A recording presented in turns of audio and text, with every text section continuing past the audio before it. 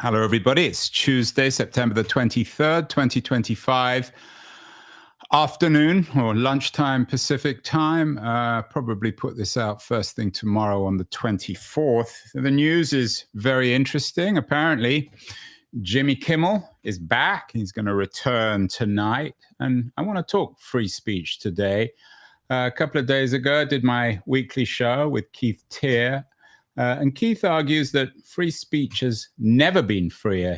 That was the week editorial this week, focused on free speech. Who's for free speech, he asks rhetorically. The interesting thing, I guess, is not who's for it, but who's against it. My guest today is someone who I think has spent his lifetime. He's a wonderfully gifted man and authored many different books, done many different things. But if there's one thing, to summarize my old friend John Rauch, it's a defender of free speech. And in fact, the last thing he wrote was particularly interesting and prescient, given the aftermath of the Kirk assassination. He wrote for Persuasion, a piece back in August, "The woke right stands at the dawn." I want to talk to John about the woke right and what he means by the woke right, amongst other things. I'm thrilled he's joining us from, as always, Washington, D.C. John, you said that you looked at my conversation with John, or you watched my conversation with Keith this week. Do you agree with him that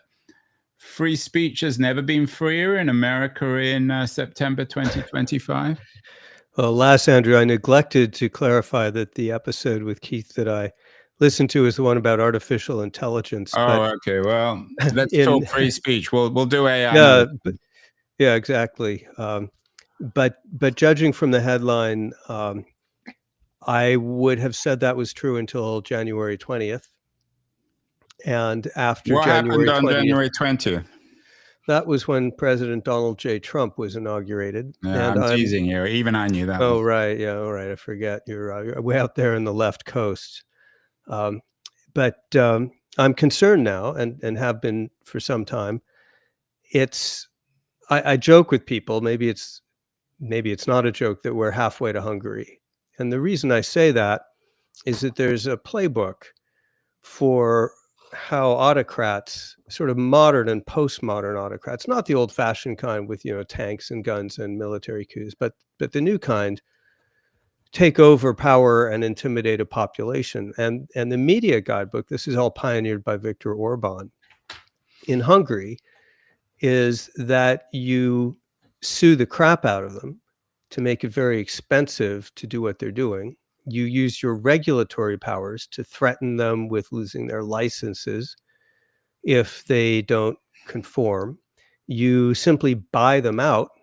There's been a lot of that in Hungary, and you intimidate their advertisers. You go after their profit base by saying, "Are you sure you want to advertise with this clown? He's in our bad books."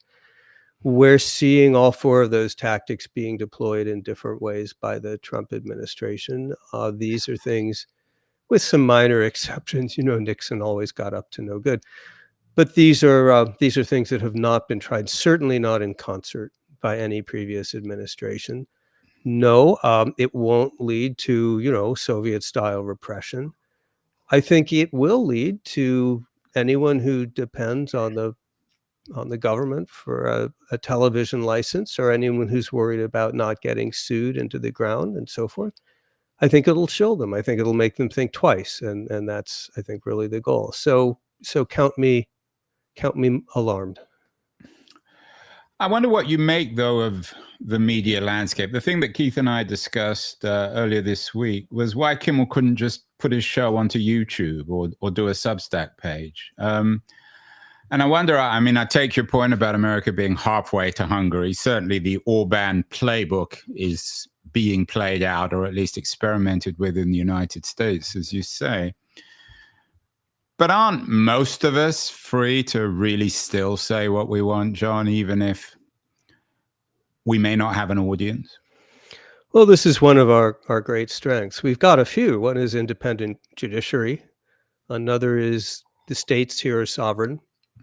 And the third is that we just have a vast media ecosystem, much bigger than you see in, a small country like Hungary. There's no way Trump could buy out the whole thing or intimidate everyone. So that's certainly true. On the other hand, the beginning of authoritarianism, virtually by definition, is when people in business and in media find that they're asking themselves, wait, can I say that? How will that go down with the government? A lot more people will be asking that question now than in the past, and the right number of people to be asking that question is zero. John, back in the 90s, seems a long time ago now, I had a startup. I had an old-time sales guy working for me, and he always used to trot out these sales cliches. And one of them was, you can't be half pregnant, which of course is true, I guess, literally, although metaphorically we know what he meant. You talk about America being halfway to Hungary. So just as you can't be half pregnant, can you be halfway to Hungary? Do you either have to be in Hungary, back in or in Orban's illiberal authoritarian sphere, or back in liberal America? Is there such a thing? I know it was an off-the-cuff remark, or they'll probably use it now in the headline. But can one literally be halfway to Hungary? Yeah, authoritarianism, illiberalism, patrimonialism, a phrase that's a favorite on this show. Yeah, well, These that's things, your, it's Jeff your Jeff friend Steve and Cockstein's show. Jeff, yeah. But these things they're all in a spectrum. They're not binary. In fact, one of the big mistakes that people make is looking for a binary, saying, people constantly ask, so when is the moment that we know we've lost our freedom? And that's not how it works. This happens in stages. I was recently listening to a Princeton professor talk about the Hungarian playbook, and it's 10 different things, and they work by degrees. That's things like um, uh, sidelining the legislature. So they happen by degrees, they happen gradually, they can start initially looking legitimate, but they accumulate over time. And that's the real challenge here. You don't know. There's no moment when you've lost your freedom. There's a steady erosion.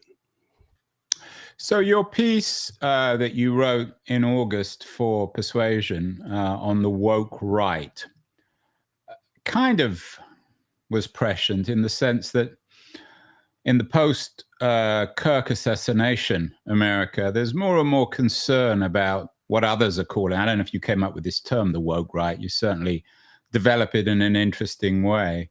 What exactly is the woke right, and how does it work or not work with Trump's playbook? Is it a piece of the playbook, or is it separate? It's separate, but they have come together.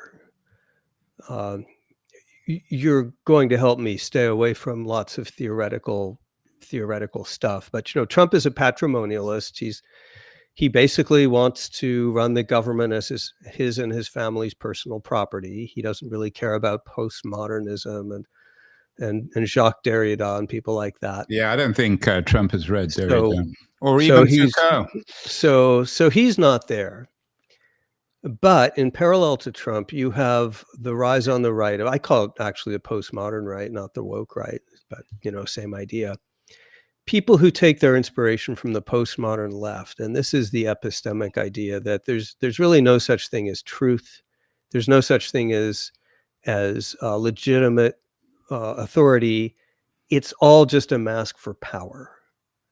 And so the postmodern worldview is language creates discourse, discourse creates power, and power creates reality. And so what you want to do is you want to win the narrative. You don't care about true or false. Those things don't, objective truth doesn't even really exist, but you want to win the narrative. You want to find the memes and ideas that just drown out the other side, swamp the other side, and so on. And these are the tactics that we see from people like Steve Bannon, and these are the tactics that we see from people who want to try to dominate media and so forth. It's the same rejection of the notion of objectivity. It's the people who say, look, if we just say loudly enough and often enough that vaccines cause autism, then for all practical purposes, they do. We win. If we say loudly enough and often enough that we won the 2020 election, then we can win that story. So the right borrows this from the left, they pick it up, and now we see it being deployed by the MAGA world. You see, I'm not sure who came up with the headline for Persuasion, "The Woke Right Stands at the Door," but I think my impression, John, or my image of the woke right and the postmodern right are entirely different. The wokeness suggests to me intolerance. It suggests, and it began as a conservative critique of the left, that you're not allowed to say anything about feminism or race, and you get thrown out, or you get a banned from social media, or persecuted one way or the other. Whereas what you call this postmodern right is a denial or of truth, and even your analysis of Bannon. I don't think Bannon is been reading Foucault or Derrida. He's been reading Lenin. For him, everything is about power. So he has no interest one way or the other in truth. He's only interested in how to seize power. And the reference you make to Bannon in this excellent essay suggests that he's just trying to recreate reality, or the supposed reality of election results, in order to pursue his own interests. So isn't there a difference between what you call this postmodern right and a woke right? Isn't wokeness defined by its intolerance, by its unwillingness to allow other people's opinion that they disagree with to be expressed? Yes. So I mentioned a moment ago that I used the term postmodern right. In the article, I just refer to woke right.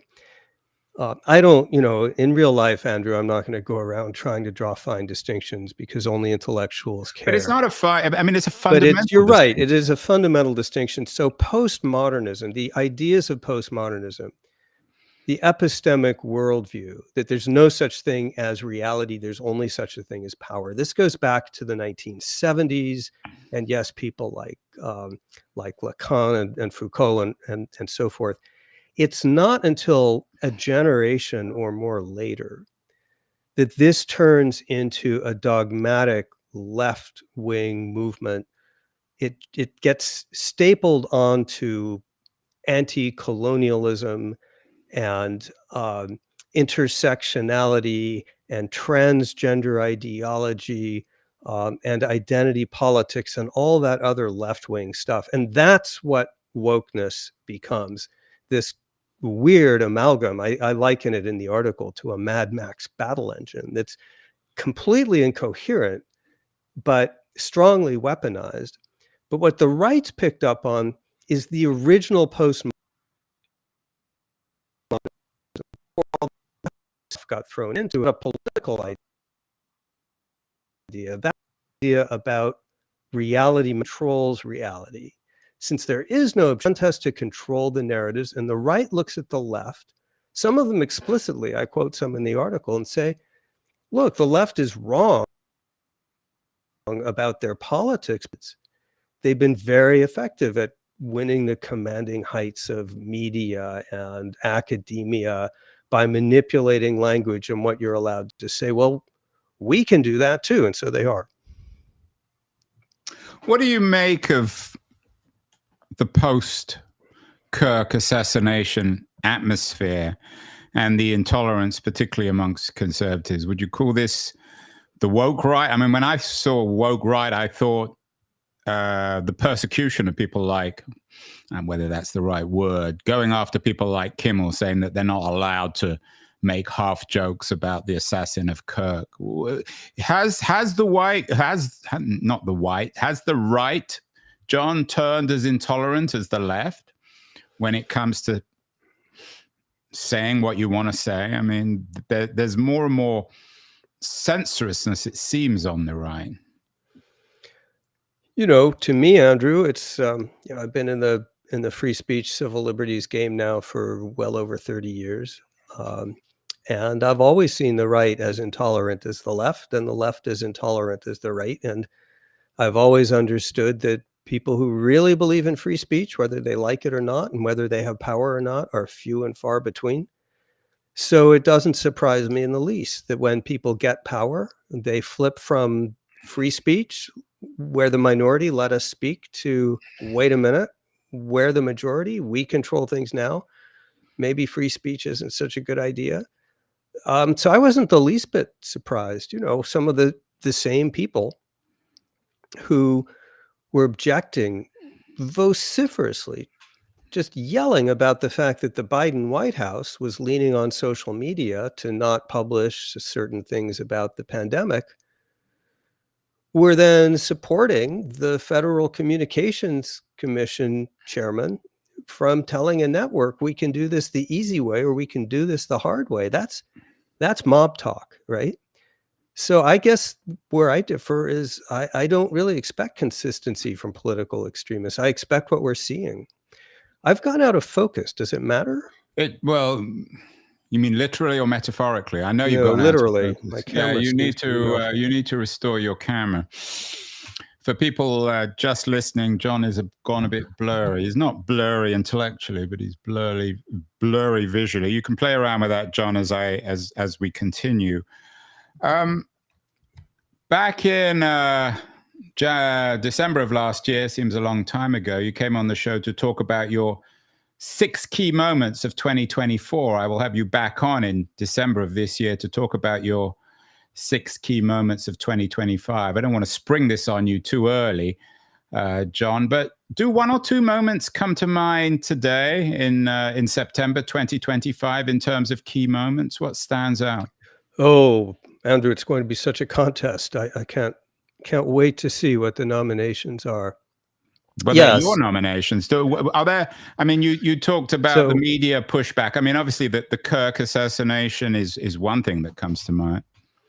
Well, in terms of what the administration has done, one for me is when the president signed executive orders specifically targeting 2 political enemies with prosecution, specifically ordering the prosecution of his political enemies in an executive order. That's the end of any pretense of prosecutorial independence. That's saying from now on, it is the official policy of the United States that the Justice Department, the FBI, law enforcement, all of those very powerful agencies serve the president, and the president orders them to go after these 2 individuals. One was Chris Krebs and the other was Miles Taylor, and you can read about it. To me, that was a turning point. I think another turning point, which was actually a bit drowned out by the Kirk assassination, was sending the military to kill, on 2 or 3 occasions, boats full of civilians of a country of which we're not at war, without any trial, without any finding, without any legal basis, except that they were alleged drug dealers and the president wanted them dead. That, again, is behavior that we have, to my knowledge, never before seen from the United States. That means that the president's claiming the right to target for summary execution anywhere in the world, at least anywhere that's not within American borders. So I'm gonna put those 2 on the list. I'm guessing that Charlie Kirk will be a big one. We'll what do you think? I mean, maybe it. Yeah, I mean, does it certainly. Does it sort of wash out? I mean, do we go on to the next thing after Kirk in a month? I don't know. Well, I can't tell you the future, so it's impossible to say on that front. Certainly, one could expect other things to happen. I wonder, John, you're talking to me from Washington, D.C., where you've gone blurry again, by the way. I don't know what the matter is, your camera. But let me continue while you fix your camera. There was a lot of press at the time about the deployment of the National Guard on the streets of Washington, D.C. One doesn't hear about it very much anymore. What's your take on that as a Washington, D.C. resident? Concerning, but it's not high on my list. The reason it's not high on my list is that Congress and the federal government have undisputed authority over the District of Columbia. Forgive me, I'm being distracted by this darn camera. Who knows what's happening? It's probably the patrimonials, or it's probably the woke right, or certainly the postmodern right, John. I'll keep trying, and I'm ugly anyway. You're not so ugly. So the deployment of National Guard in a jurisdiction where the federal government has unquestioned supremacy, it's kind of stupid. It's troubling. I see the National Guard around. At least I was until recently. They've kind of disappeared of late, but they're standing in, in metro stations in pairs, reading their phones and chatting with passersby, and that's a bit embarrassing and humiliating for them, I guess. I'll be more worried if and when the president executes on his threats to begin sending these people to blue areas, blue states, blue cities, and using them for law enforcement. That really will cross a line. But so far, Well, he he has did threatened to in, do that. I think he did in hasn't quite. Los Angeles. You wrote an interesting piece for The Atlantic, inspired by Steve Hansen and Jeff Kopstein's essay or new book on patrimonialism. You said one word describes Trump, which is Weber's idea of patrimonialism. But as we discussed several times, it's a kind of symbolic patrimonialism. And the thing that appears to me, particularly in terms of talking about memorable moments in 2025, is that these things come and go. Today made a speech at the UN, an outrageous speech that got a lot of headlines. By this time tomorrow or next week, it will be entirely forgotten. So how do we, and maybe this comes back to your philosophical critique of the woke right, how do we distinguish between appearance and reality in Trump's America? How do we distinguish between stuff that's purely symbolic and used to aggravate people like us, stuff that's designed to simply inspire his base, and stuff that's actually real and will last and has meaning in historical terms? It's very hard. I'm tempted to say we can't in real time. We don't know until later. Authoritarians proceed using ambiguity. They want to keep you guessing. So they'll dance up to a line, tease, for example, that they might defy the court's Supreme Court order. And then the next day they'll say, kind of just kidding, but not really. They'll make an outrageous speech, and then what they do the next day might not be so bad, but maybe they've already acclimated you to the general idea of what they might do. So they want to keep you guessing. They want to keep you uncertain. You never know. They never want you to know what is solid ground, as you can in a state that's systematically governed by rule of law. So what you're describing, Andrew, is, in fact, I think a description of the desired state. I liken it. Okay, here we go with more BS, but I'll try it out on you.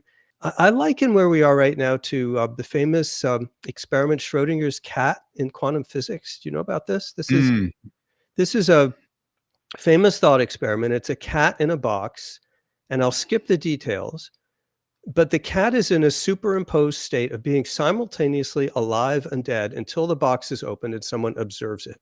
And that all has to do with quantum physics. But to me, that's kind of an apt description of how I feel at the moment, which is a lot of what Trump is doing, maybe most of it will turn out to be a lot more bark than bite. He says these crazy things at the UN and it gets headlines. Don't bark, do they? More meow than yeah. But we won't know until 2, 3, 4, 5 years from now what situation we're in today, and that's the ambiguity that they're playing with. We began this conversation with you suggesting that America's halfway to Hungary. What has the last 6 months or the first 8 months, essentially, of the Trump regime, if that's the right word, told us about how to, again, quote unquote, resist? Should one be more or less paranoid? I'm not sure how much you've looked into the Hungarian opposition. I've been to Budapest a few times recently. And for the kind of international liberal crowd who lives there, it doesn't seem as if it's dramatically changed their lives, although they're very pessimistic and negative on politics. But what has this first 8 months taught you about resistance? We're doing some shows in the next few days about what the Texan Democrats got up to in terms of resisting certain Trumpian initiatives? What works and what doesn't work? In DC, of course, and I know you've got lots of friends in the legal field, the lawyers have been very busy resisting Trump. What does the scorecard tell us 8 months into the regime? I'm not sure how expertly I can answer that, but I'll take a shot at it.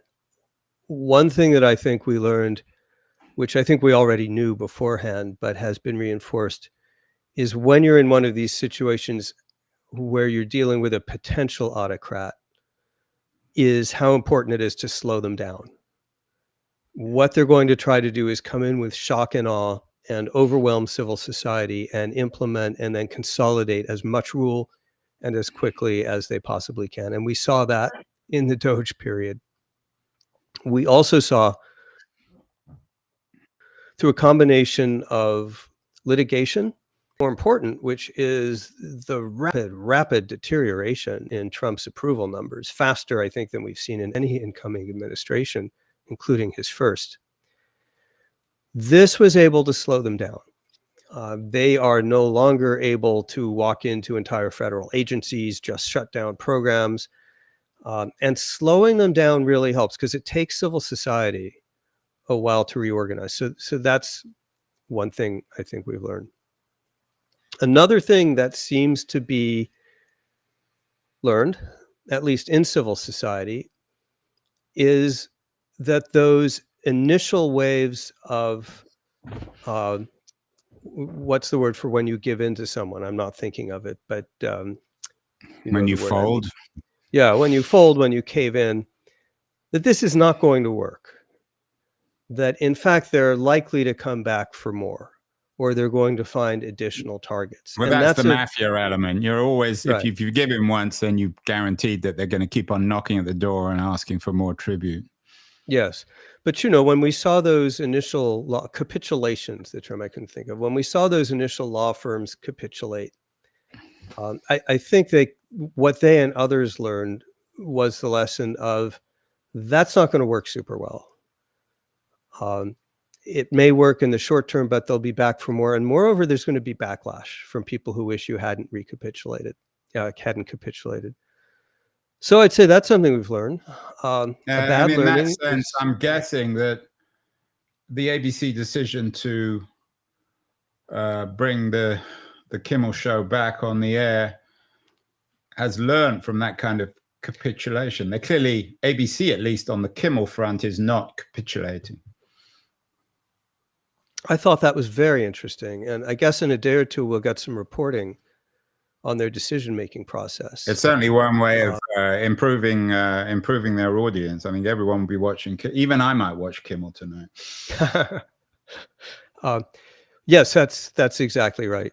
On the negative side, something we've learned is that Congress's impotence and toleration for being completely bypassed and subverted considerably exceeds even my pessimistic forecast. Any Republican heroes, John? There've always been a few, but they're always too late. Too few, too late. There just aren't enough. You know, there's on the ABC Kimmel thing, to a lot of people's surprise, Ted Cruz made a strong statement, and that was unlooked for. Rand Paul, who's a libertarian senator from, I think, who's been quite critical in the past of Trump. He doesn't seem to be he's easily cowed.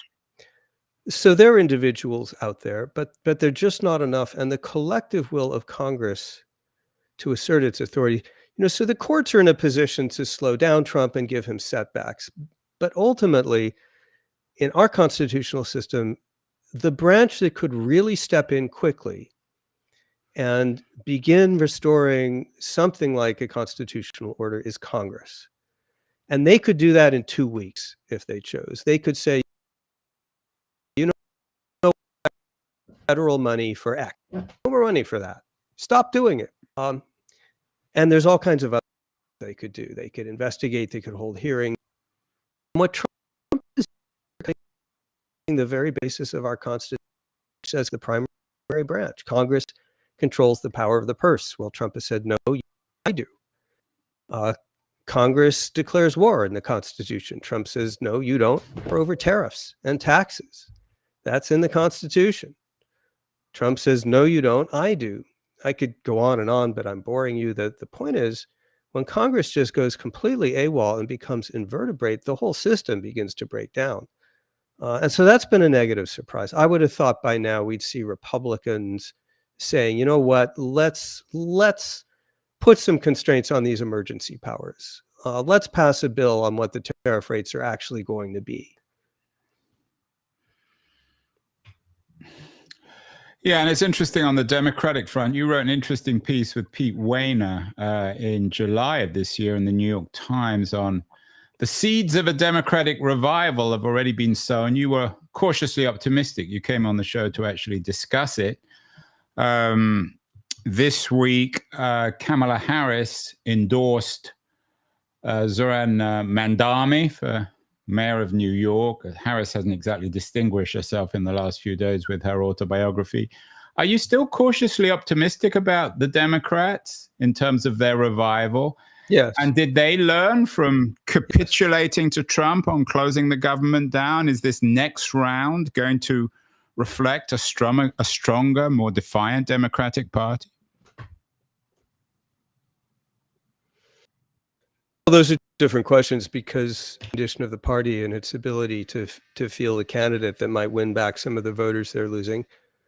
And that's where Pete and I are cautiously optimistic. But we think their odds are actually quite decent.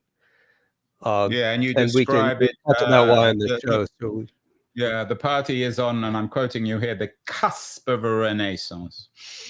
Yeah, they have within their grasp the potential of becoming the party of economic growth and prosperity, which they have not been since before Jimmy Carter. And that's a huge opportunity, and they're aware of it. They're talking about it. Mamdani's actually part of that. In the short term, the Democratic base was so furious about the capitulation of the party in March and keeping the government open. I don't think the Democrats can do that again. So I think they're going to make some demands, and those demands are going to have to do with restoring some funds so that millions of people won't get thrown off of their healthcare benefits. And that will cause a showdown and probably a shutdown in a few weeks. And it won't be the last shutdown. There may be another in December. So we can look for, it's going to be a mess. And if I told you I knew which side ultimately will be blamed by the electorate, I would be lying. John, it seems to me the big question is, we began this show, or you began the show talking about being halfway to Hungary, whether we can return from our mid-Atlantic, or America's mid-Atlantic predicament, being halfway to Hungary. I was talking to a young woman, a family friend, in the last few days, who came to stay with us in San Francisco, and she was talking about leaving America. And she suggested, she's politically, of course, on the left, she said, it all depends on the midterms. What is the likelihood of the midterms next year being, so to speak, a shit show? I mean, reflecting this chaos? Or is it conceivable that the midterms will actually return America to a position of relative political normalcy? I mean, will these elections, in your view, are they likely to be fair? I think 70 to 80%, I'm just making up that number, I'm pulling it out of thin air, but this is just my gut, 70 to 80%, maybe 90% likelihood that those elections will be free and fair, if only because I don't think the administration really has time in the next year to put together the kind of concerted campaign of intimidation of the states, its many elected officials, and the state laws, which allow for things like, mail-in voting that they're going after. I just don't think they'll have the time to really rig it. 2028 is the one that really worries me.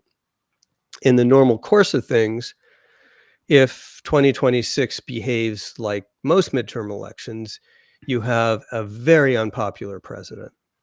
and you have a very narrow Republican margin of support of majority in the House. And in the normal course of things, you would see a swing back toward the Democrats, and in numbers large enough to even survive the Republicans' efforts to give themselves a gerrymandering advantage. So that's what would happen in the normal course of things, and that would be my prediction today.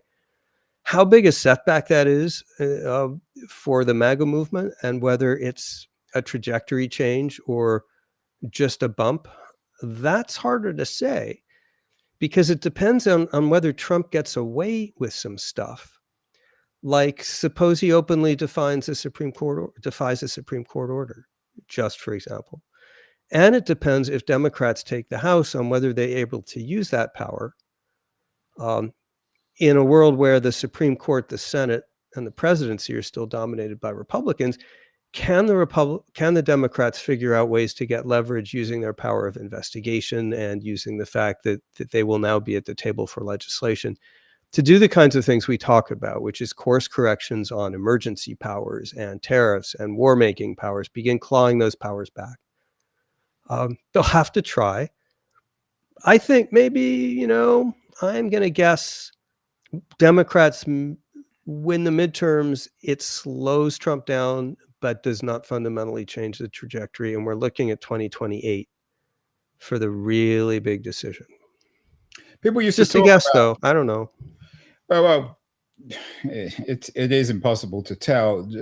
People a few months ago were talking about the imminence of a constitutional crisis. Has that become just the state of play, that we're in this perpetual constitutional crisis? Yeah, well, I don't really know what a constitutional crisis means, but it goes back to the Schrodinger's cat and the idea that there's a simple binary that when the system's in trouble. I think the system has been in trouble since January 20th. I think when you have the naked politicization of the government's prosecutorial system, you're in very big trouble. When you've got ordinary citizens and private companies that are worried about losing their federal grant dollars if they defy the administration, you're in very serious trouble. And I could go on. So I think we're in a crisis, constitutional or not, but a slowly accumulating and unfolding crisis. And it's a crisis in which one branch of government is attempting to arrogate unto itself monarchical powers, and another branch of government, which should be stopping it, isn't. That's a constitutional level challenge to the system. Finally, John, you're a defiant centrist. You have friends both in the Democratic Party, and I'm guessing the traditional Republican Party. If the midterms return America to a state of relative normalcy, and this sort of simmering constitutional crisis comes to an end, and it becomes clear that Americans simply don't want Trumpism and MAGA, is there going to be any moral accountability for people like Stephen Miller? I'm guessing the knives will certainly be out, not just on the left, but on the right, even amongst your woke right, against people like Miller and perhaps Rubio, certainly Trump and his family. Is this going to be a bloody conclusion, final chapter in the Republican Party, if indeed the electorate defiantly or definitively rejects Trump in the midterms? Interesting phrase, moral accountability. You mean as distinct from legal accountability and jail sentences? Well, I mean, history will frown on them and I just finished reading or rereading Arendt's Eichmann in Jerusalem, where she talks about the banality of evil, of course, when she made that term very famous. And it was a replacement to the idea of radical evil. She used to believe in the idea of radical evil, and then she went to see the Eichmann trial in Jerusalem, and she came up with the term banality, the ordinariness of evil. And I wonder whether, I was thinking of that in terms not just of Miller, but of these ICE agents going around in balaclavas, arresting, beating people up. I'm guessing that there'll be some sort, particularly in America, there'll be a thirst both on the left and the right, for some sort of justice after all this, won't there? Well, the hope would be that you get something like what we saw in the 70s after Watergate, which is a sense of revulsion. Let that never happen again, and some substantive changes made that will shore up the Constitution when this is all over. And that's the accountability I most cared about. When Trump left office the first time, and I thought he'd, broken the law by trying to steal an election, I was very interested in legal accountability and indictments and prosecutions. And that was a mistake on my part, because that's not really how we do it in the US. So now what I'm looking for is, oh God, that was bad. Let's prevent it. The pattern in the past, Andrew, you're as good, if not better, observer of American culture as I am. But in the past, the way American culture seems to work is it has these very dark episodes, very, very dark. And when they're brought to an end, there's a period of a generation or maybe 2 generations when they're kind of swept under the rug. People kind of move on. They don't want to deal with it. They don't want to talk about it. Rather like Germany after the Holocaust, in a way, after the Second World War. Well, that's right. In the U.S. after Vietnam, there was an extended period when people just kind of tried to forget it. And then another generation comes around, and historians begin digging up stuff, and a reassessment begins, but only after a pause.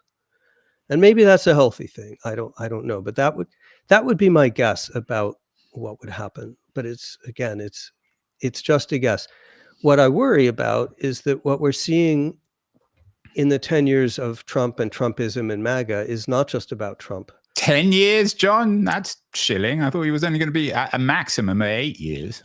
No, I'm starting at 2015 when he comes down the escalator and he begins normalizing forms of rhetoric that we'd never imagined. They're sending us rapists and murderers, and I prefer prisoners. I prefer people who are not prisoners, and grab them by the, et cetera.